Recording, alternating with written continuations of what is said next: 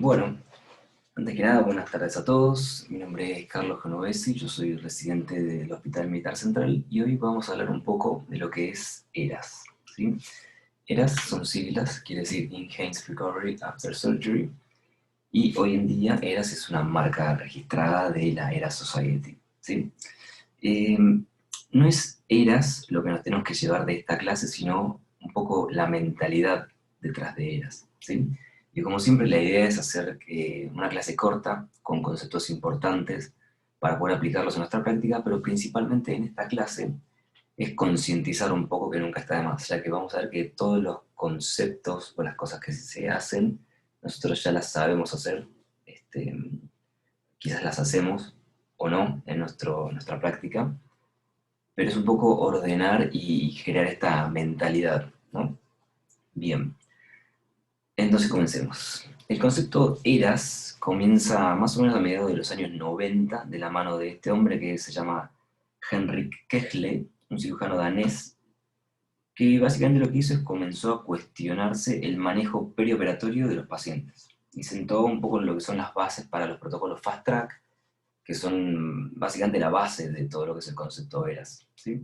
Entonces dejó asentado por primera vez el interés por disminuir el estrés quirúrgico, la prevención de complicaciones, la disminución de las náuseas y los vómitos postoperatorios, del dolor postoperatorio, y muchas ideas a las cuales no se le daba quizás la importancia global que se les trata de dar hoy en día, ¿sí? En el año 2001 más o menos se conforma el grupo de estudio ERAS, estaba conformado por un grupo de médicos suecos, que básicamente tenían el fin o la idea de profundizar esto que Cashleigh venía diciendo, ¿sí? Y poco a poco se fue conformando lo que era la Era Society, que lo que es la Era Society, que fue bautizada como tal más o menos en el año, no, en el año 2010. A partir de ese año, la sociedad comienza una especie de gira mundial con el afán de promulgar sus ideas, ¿sí? Empiezan a hablar por todo el mundo, dar conferencias, este, durante esos 10 años más o menos, muchos países y muchos profesionales se fueron sumando a esta corriente y comenzaron a sumarse a la iniciativa, ¿sí? A la par, durante todo este tiempo fueron creando decenas de nuevos protocolos que son aplicables para distintas cirugías, ¿sí? Si bien la evidencia actual y las recomendaciones pueden variar un poco de acuerdo a cada cirugía, obviamente no es lo mismo una cirugía de colon que una cirugía de mama, bien, una cirugía traumatológica, hay cosas que van a ir variando, pero las bases de ERAS sí se aplican para cualquier cirugía y esto es lo que vamos a ver un poco hoy, ¿sí? Entonces, básicamente, los protocolos ERAS, o sea, si podemos definirlos, serían como una combinación de estrategias multimodales que se aplican en lo que es el contexto perioperatorio del paciente con el objetivo de disminuir las complicaciones y alcanzar una recuperación temprana. Todo esto basado en la mejor evidencia disponible al día de la fecha. Son protocolos que son multidisciplinarios, que incluyen a cirujanos, a anestesiólogos, enfermeros, nutricionistas y a cualquier otra persona que tenga un rol en el perioperatorio de un paciente, incluyendo al mismo paciente y a su familia, ¿sí? Entonces trata de darle un enfoque más global, ¿ok? Bueno, la idea es la siguiente. Una persona cualquiera, que podemos ser nosotros, puede ser algún familiar cercano, se va a encontrar con algún problema, ¿sí? O no, o por algún motivo va a tener que ingresar a un quirófano y someterse a una cirugía, ¿bien? Esta persona estaba lo más bien hasta que se encontró con este evento, ¿bien? Esta persona tenía una vida normal, tenía un trabajo, tenía una familia, tenía un hobby, y ahora va a tener la fortuna o la desgracia de encontrarse con uno de nosotros en el quirófano. Nuestro objetivo, junto con el de todo el equipo quirúrgico y todo el servicio tratante, desde el momento que se le hace el diagnóstico, es remover este evento o esta dolencia que tiene el paciente y pasar por esta cirugía de la manera lo menos traumática posible, ¿sí? ¿Para qué? Para que esta persona pueda retomar sus actividades cotidianas lo más rápido posible, ¿sí? Hay que tener en cuenta de que por más de que uno ingrese al quirófano todos los días, por muchas horas, hace muchos años, esta persona puede ser la primera vez para este paciente. Un paciente que no entiende nada de lo que está pasando, porque no es médico, eh, no sabe muy bien a qué se está enfrentando. Entonces, desde el momento del diagnóstico, esta persona sufre desconocimiento de lo que está pasando, tiene miedos, tiene incertidumbres, ¿bien? Se somete a presiones familiares, presiones laborales, impotencia, y todavía ni siquiera arrancó, no entró al quirófano, ¿sí? Entonces el trauma y el estrés quirúrgico ya comenzó mucho antes. El día de la cirugía, esta persona la van a pinchar, le van a administrar drogas, va a pasar frío, o puede pasar frío, va a sufrir una importante cascada neuroinmunoendocrina a raíz de un estrés quirúrgico que ahora vamos a hacer un poquito más en detalle. Y además, por ejemplo, va a estar desnuda en una camilla rodeada de desconocidos, o sea, son muchas cosas que le va a pasar. ¿Bien? Una que termine el acto quirúrgico puede o no enfrentarse a dolor agudo, ¿bien? Que si nosotros no lo tratamos bien puede volverse crónico y alterarle la vida para siempre. ¿Bien?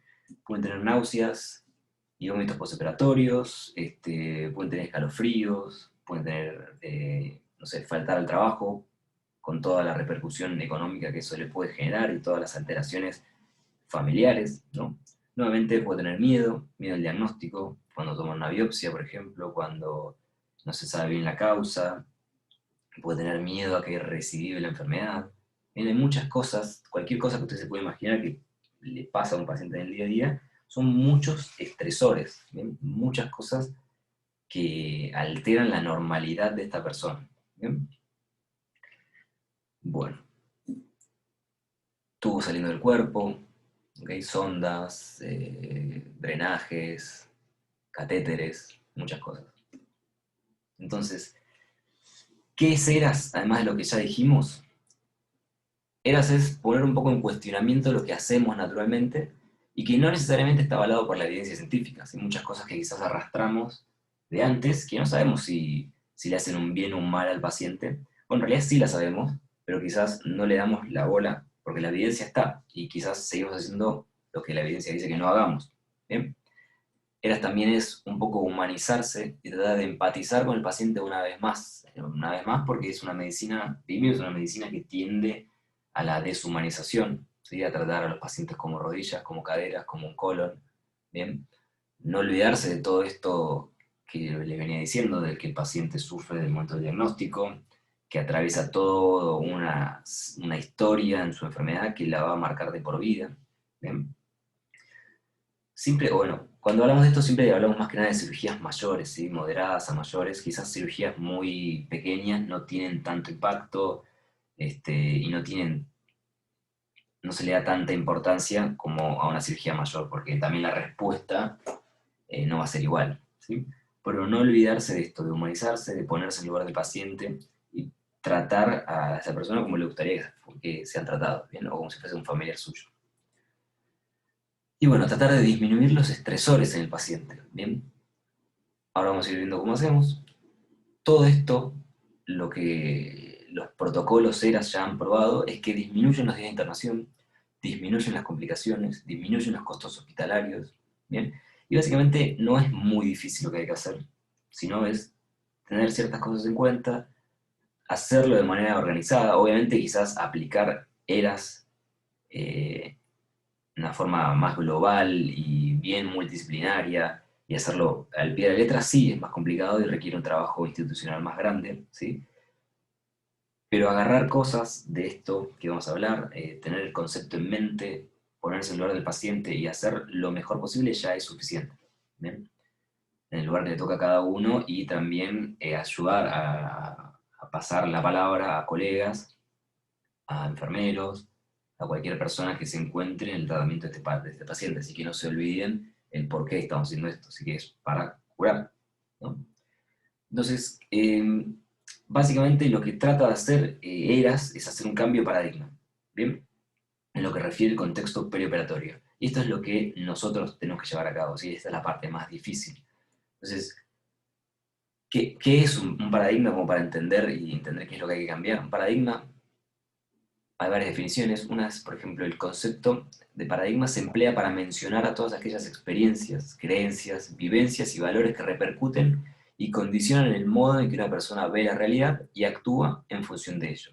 Esto quiere decir que un paradigma es también la forma en la que se entiende al mundo, en este caso hablando del mundo del cuidado perioperatorio del paciente, ¿sí? Entonces, empezar a cuestionarse algunas cosas que hacemos, empezar a ver de otra forma el cuidado perioperatorio, no como se veía antes, y empezar a cambiar un poco la mentalidad. ¿Bien? Bueno. No me voy a enroscar mucho en esto, ¿sí? Porque no es el objetivo de la clase, pero sí es importante entender lo que pasa desde el momento cero en que el bisturí toca la piel del paciente. ¿Bien? Se desencadena lo que se conoce como la cascada neuroinmunoendocrina, ya les adelanté algo, que es básicamente el cuerpo defendiéndose a una agresión externa, que es todo lo que hacemos nosotros. O sea, todo lo que le hacemos nosotros es una agresión. Desde el frío es una agresión, desde pincharlo es una agresión, desde darle drogas, quitarle la pieza, el cuerpo lo toma como una agresión. ¿Bien? Y responde. Ahora, el problema está en el exceso de respuesta. Este exceso de respuesta puede ser perjudicial para el paciente y agravar aún más la lesión y favorecer la aparición de complicaciones. ¿Bien?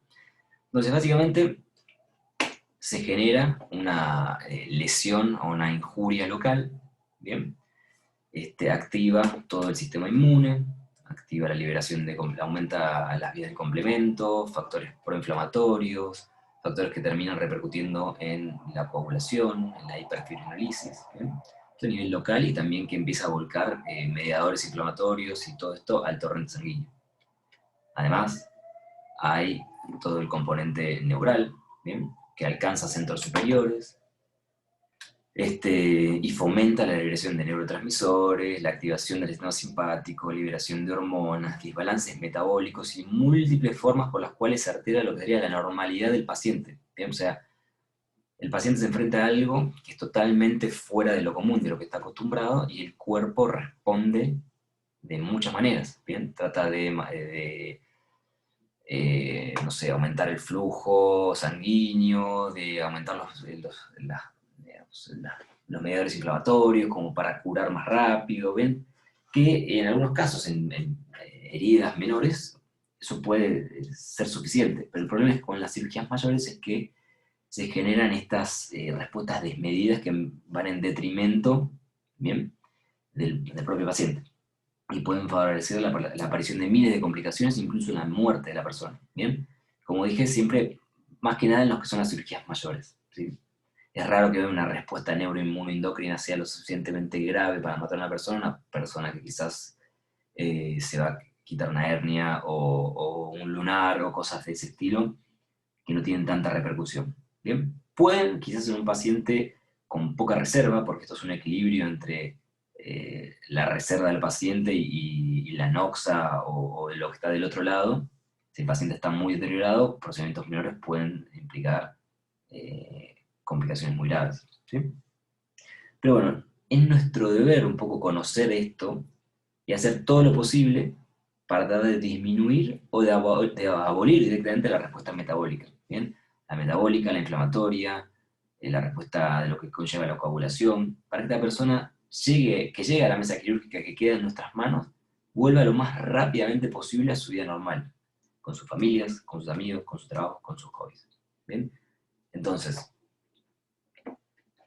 tener en cuenta esto, tener en cuenta que son muchas las cosas y hay cosas que nosotros podemos hacer para tratar de disminuir el impacto y toda esta cascada en el paciente. ¿Bien?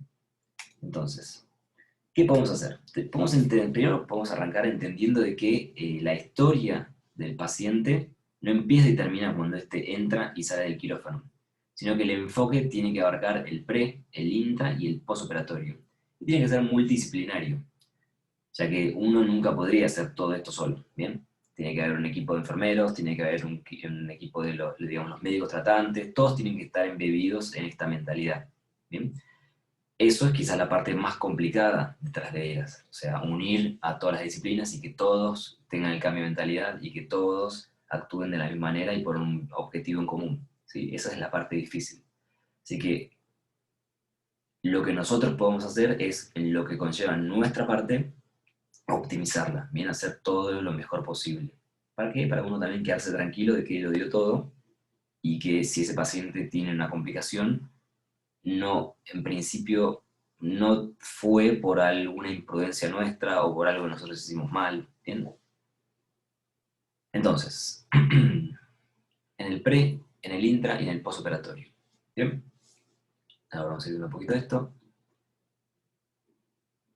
Por ejemplo, ¿no? Vamos a ir viendo esto. En el preoperatorio, días antes de que se opere, el paciente ya debería empezar a ser educado sobre lo que va a pasar, ¿no? Que le expliquen cómo hacerlo, qué es lo que le está pasando, cómo se va a solucionar, qué opciones hay, qué le va a pasar antes, qué le va a pasar durante, qué va a vivir después, ¿bien? Para ya empezar a mentalizarse, ¿bien? Calmar un poco la ansiedad. Optimizar al paciente, esto lo vamos a ver un poquito ahora, pero es excelente poder optimizar al paciente, que cese, haga un cese tabáquico, que cese de tomar alcohol, que se corrijan las patologías previas, bien, que se evalúe el estado nutricional. En el intraoperatorio, vamos a empezar a darle importancia a la analgesia, por ejemplo, multimodal, libre de opioides o con disminución en la utilización de opioides, cuidados en lo que es la hipotermia. Bueno, vamos a ir viendo ahora uno por uno como para darle más importancia, pero quería que quede esta diapositiva para que vean cómo son los tiempos, ¿sí? En todo lo que es el cuidado del paciente. Una vez se centra en el intra, pero hay cosas antes y hay cosas después. ¿Bien? Como dice acá abajo, optimizar, disminuir el estrés y tratar de protocolizar la normalización, o sea, que vuelva lo más rápido a la normalidad posible. ¿Bien? Entonces, previo a la admisión, previo a la internación y el preoperatorio, ¿qué podemos hacer? Nuestro objetivo va a ser optimizar tanto física como mentalmente al paciente para poder afrontar este trauma quirúrgico, ¿sí? Como venía diciendo, involucrar al paciente y educarlo, disminuir la ansiedad y el miedo a lo desconocido, ¿bien? Muchas veces los pacientes están nerviosos y esto obviamente repercute en su salud. También ahí se libera una cascada endocrina, ¿bien? Y lo que necesitan es que alguien les explique lo que está pasando, que alguien les hable, que alguien los toque, ¿bien? Si hay un paciente está ansioso y uno va y con su palabra lo calma, básicamente le quita la ansiedad, esa palabra, y actúa como una droga, digamos, es igual que un midazolam, pero mucho más simple de realizar. ¿Bien? ¿Qué más podemos hacer? Como venía diciendo, que deje de fumar, que deje de tomar alcohol, idealmente 4 semanas antes, evaluar y optimizar las condiciones nutricionales, ahora vamos a ver un poquito más de esto, tratar anemias, ¿sí? Eh, ver cuál es la causa, obviamente siempre hablando de cuando uno tiene idealmente tiempo, ¿no? Cuando son cirugías de urgencia, quizás esto no lo vamos a poder realizar. Pero bueno, el paciente tiene una cirugía programada de acá a 2 meses, 3 meses, hay muchas de estas cosas que sí podemos optimizar. ¿Bien? Optimizar las medicaciones, ver qué está tomando, si hace falta que siga tomando todo, si no, explicarle cómo hacer las normas de ayuno, qué es lo que debería hacer. ¿Bien? Y esto en cuanto a lo que es la evaluación y la optimización nutricional, que es muy importante. ¿Sí? Este es el PONS Score, que es el Peri-Operative Nutritional Score, que básicamente lo que trata de ver es si el paciente está malnutrido o no. ¿Bien? Acá vemos, por ejemplo, si el índice de masa corporal está por debajo de 18,5, si tuvo una pérdida mayor o igual al 10% en los últimos 6 meses sin intentarlo, o si estuvo comiendo menos del 50% de su dieta normal en la semana previa, o en las semanas previas. ¿Sí? Si esto es así y o tiene una albúmina menor a 3, este paciente tiene que, digamos, optimizarse desde un punto de vista nutricional. ¿Bien? Básicamente, ustedes piensen que eh, la comida es la nafta que tiene este paciente. Todo lo que haga o deje de hacer, todas sus células van a funcionar en base al combustible que uno le dé. Si el paciente arranca malnutrido, arranca anémico, arranca con noxas dando vuelta como el tabaquismo o distintas cosas, o médicas o demasiadas polifarmacias que no debería tener, este paciente arranca complicado, ¿sí? Arranca el partido 3 goles abajo. Entonces lo ideal es tratar de optimizarlo. En el caso de la nutrición, cuando uno tiene un paciente malnutrido, por ejemplo, le puede dar una dieta alta en proteínas, ¿bien? Idealmente enteral, y si está contraindicada la vía enteral, parenteral, ¿bien? Y el objetivo es tratar de interrumpir la pérdida de peso y darle cierta ganancia de peso moderada. Obviamente uno no quiere que ese paciente gane 20 kilos, sino que tratar de detener ese catabolismo que en el cual se encuentra su cuerpo. ¿Bien? ¿Por qué? Porque la malnutrición es un predictor independiente del aumento en la mortalidad, en la estadía, en los costos hospitalarios, en el riesgo de infecciones y en la dehiscencia de anastomosis. Entonces es importantísimo. Es lo que les vengo diciendo. Es como ahí arrancar la ruta con un cuarto de tanque. O sea, uno necesita tener el auto en las mejores condiciones posibles para afrontar todo el viaje y evitar complicaciones. Si uno encara la cirugía desnutrido, anémico, fumando, eh, y con cualquier cosa que se le imagine, obviamente las chances de que haya un mal desenlace son mayores, ¿no? En cambio, si uno optimiza nutricionalmente, hace un cese tabáquico, controla las anemias, controla los medicamentos, todo lo que pueda mejorar, ese paciente arranca con muchas mejores chances de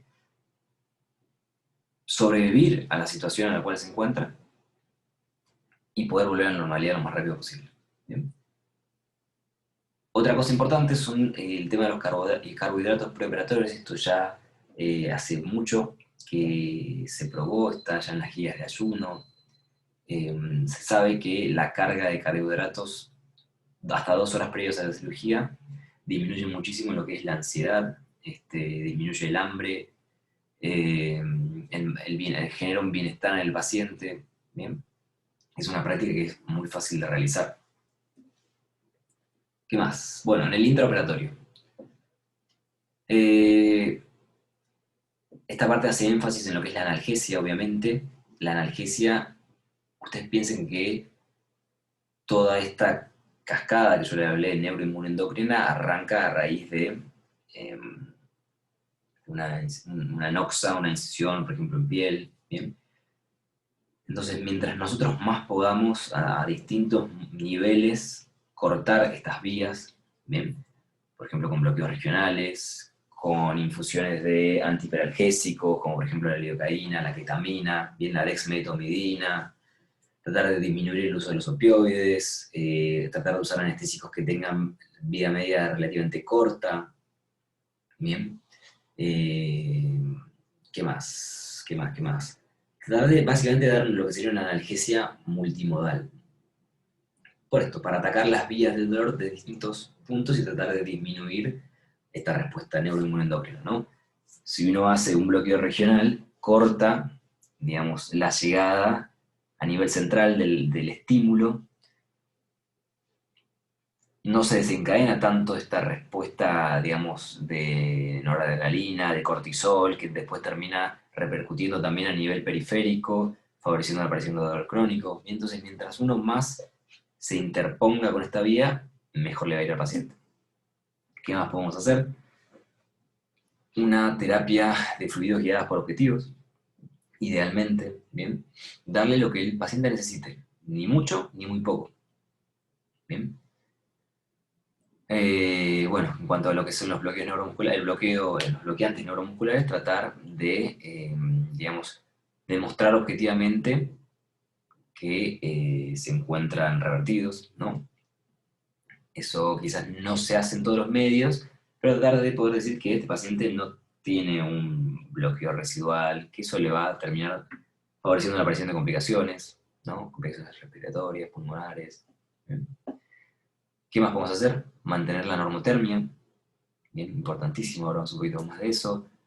Eh, Tromboprofilaxis, tratar de disminuir al máximo los catéteres, cualquier tubo extra, ahora vamos a ver un poquito en cuanto a esto, a la sonda nasogástrica, bien. Sonda nasogástrica, hoy en día hay evidencia fuerte para no dejar una sonda nasogástrica de forma rutinaria, bien, porque sí, porque no se asocia, la colocación de una sonda nasogástrica no se asocia con la disminución de las náuseas y vómitos postoperatorios, con el tiempo de internación, con la infección de heridas, con la fuga de la anastomosis, con las complicaciones pulmonares postoperatorias, y sí se asocia con una mayor tasa de complicaciones postoperatorias, con morbilidad y morbilidad perioperatoria, con la disminución de la satisfacción del paciente y un menor tiempo hasta retomar la actividad intestinal normal. ¿Bien? Obviamente, evaluar casos particulares en los cuales sí sería beneficioso dejar una sonda nasogástrica, Por ejemplo, alguna cirugía esofágica, alguna cirugía gástrica o alguna situación en la cual se encuentre el paciente con una alteración gástrica, ¿sí? En esos casos se hace un paréntesis, pero la idea es no dejarla porque sí, ¿ok? Si tuvimos que poner una sonda para desinflar el estómago o por el motivo que nos lo haya requerido durante la cirugía, idealmente retirarlo previo al despertar, ¿ok? Otra cosa importantísima y un tema aparte y de hecho una charla aparte, que acá ahora les voy a dejar el link por si la quieren ver, es el tema de mantener la normotermia, ¿sí? No voy a entrar mucho en detalle porque les dije ya hay una clase entera de esto, así que si quieren pueden ir a verla, pero tienen que tener en cuenta de que el paciente hipotérmico, ¿bien?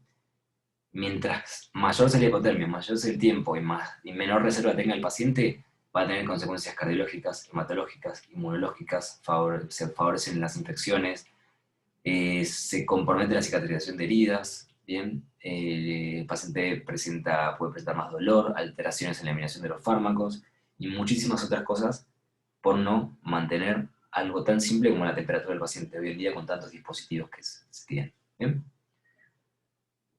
¿Qué más? Y un poco ya para ir terminando, ¿sí? Quizás fui un poco rápido, pero bueno, quería dar algunos conceptos. Ahí dejé varias cosas para que después si quieren poner pausa y mirarlas con más detenimiento, están buenas. Bien. En el postoperatorio se trata de hacer esto que es el Dream Concept, Drink It Mobilize, que básicamente habla de que la introducción temprana de agua y alimentos, más la estimulación para movilización temprana, han probado disminuir el ilio y la disfunción intestinal, las complicaciones postoperatorias y los días de internación, bien tratar de volver a la normalidad lo más rápido posible. ¿Ok? ¿Cómo lo podemos lograr? O sea, ¿qué tenemos que hacer para poder lograr este Dream Concept? Es tener una buena analgesia postoperatoria, una buena prevención de náuseas y vómitos postoperatorios, evitar sondas, drenajes, contar con el personal disponible para facilitar la movilización, ¿sí? Cuando uno tiene suplidas estas cosas, o sea, cuando al paciente no le duele, cuando no está con vómitos, cuando se puede movilizar porque no tiene dolor y no tiene ningún impedimento, va a ser más fácil, ¿sí? Pero digamos, tarea nuestra que el paciente llegue a ese punto. O sea, si nosotros hicimos una buena analgesia durante la cirugía, tiene un buen esquema de analgesia endovenoso, el paciente no debería tener dolor y el dolor no debería ser un impedimento para su movilización. Posiblemente hablando de un dolor más tirando a moderado o severo que le imposibilite moverse. Bien. ¿Qué más podemos hacer? Podemos evitar cualquier factor de riesgo para la disfunción intestinal, que son causas que mantienen al paciente internado más tiempo, que lo ¿cómo se dice? Lo predisponen a tener complicaciones de cierta manera. ¿Bien? ¿Qué factores de riesgos? Tanto la deshidratación como la sobrehidratación, los desbalances hidroelectrolíticos, los desbalances metabólicos, principalmente lo que es la hiperglucemia con la insulinoresistencia, que es uno de los principales factores que aumentan morbilidad y mortalidad en el postoperatorio. Bien, la hipotermia, como ya dijimos recién, el dolor moderado o severo, el uso de opioides. Bien, ¿qué podemos hacer nosotros? Tanto para la deshidratación y la sobrehidratación y los desbalances hidroelectrolíticos, tener una fluidoterapia guiada por objetivos. Para los desbalances metabólicos, una de las cosas que ayuda es la carga de carbohidratos, ¿bien?